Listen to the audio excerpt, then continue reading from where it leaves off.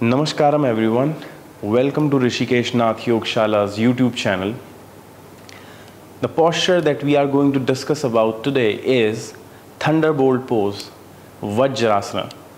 This is the only posture in yoga practice that one can do immediately after having a meal. It aids in digestion and helps with digestive disorders like constipation. So in order to do this posture, you sit in a staff pose just like the demonstrator is sitting right now. After that, you bend both of your knees and bring both of your ankles under your buttocks one by one.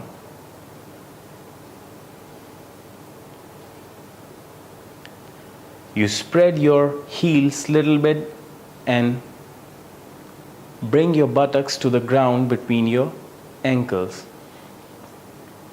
You be in the posture for 5 to 10 minutes. When you sit in this posture, all of the blood flow of the body is focused towards the abdomen, which in return helps with digestion and helps in getting rid of digestive disorders.